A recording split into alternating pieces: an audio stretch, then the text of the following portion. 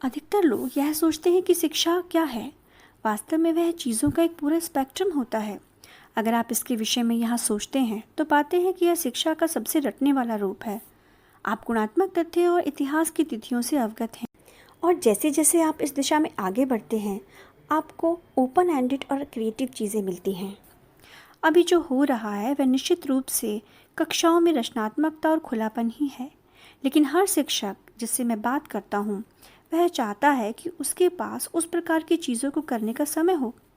तो हम कह सकते हैं कि पारंपरिक रूप में अभी हमारी शिक्षा प्रणाली स्पेक्ट्रम के इस हिस्से पर केंद्रित है, और यह वह जगह है जहाँ हमारा ध्यान केंद्रित किया गया है।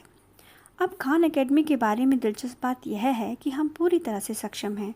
जाहिर है हमारे पास वीडियोस हैं, सॉफ्टवेयर्स हैं जो हमारे अभ्यास के लिए एक डैशबोर्ड है। हमारे पास छात्रों का समुदाय है जो एक दूसरे की मदद करने में सक्षम है। हमें लगता है ये आभासी घटक संबोधित करना शुरू कर सकते हैं, और यह उन चीज़ों के लिए है जो बाकी काफ़ी वैचारिक, ओपन एंडेड और प्रोजेक्ट आधारित है। हमारे पास कंप्यूटर साइंस, सिमुलेशन और अन्य चीज़ें हैं। यहाँ खान एकेडमी का मूल्य जो हम सोचते हैं वह समय के साथ साथ हो सकता है। इसे प्रतिस्थापित करना या किसी तरह से बदलना नहीं। मेरे खुद बच्चे हैं और मैं नहीं चाहता कि वो सिर्फ वर्चुअल क्लास में सीखें या अपना सारा समय कक्षा में बिताएं। हमें लगता है कि अब फिज़िकल क्लास यहाँ से आगे बढ़ती है।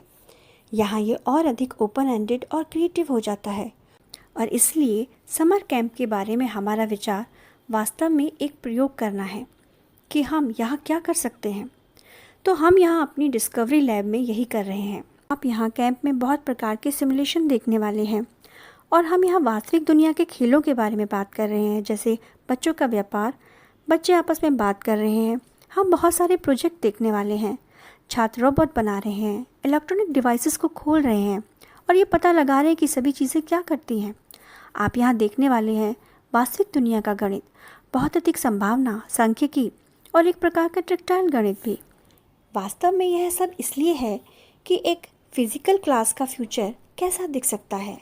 ये एक महत्वपूर्ण बिंदु है, क्योंकि जब भी लोग वर्चुअल एजुकेशन के बारे में सोचते हैं तो वे उसे वर्चुअल एजुकेशन वर्सेस फिज़िकल के रूप में सोच पाते हैं। लेकिन हमें लगता है कि वर्चुअल एजुकेशन फिज़िकल एजुकेशन को और अधिक मूल्यवान बनाता है। तो विडंबना यह है कि हमारे मन में जिस प्रकार की भविष्य की पाठशाला आती है उसमें फ़िज़िकल एजुकेशन का महत्व और बढ़ जाता है। और इसलिए हम जो भी करने की उम्मीद कर रहे हैं वो यह है कि हम इन सभी चीज़ों के साथ प्रयोग करेंगे, फिर देखेंगे कि क्या काम करता है और क्या नहीं। तब देखेंगे कि क्या हम इसे बाकी दुनिया तक बढ़ा सकते हैं।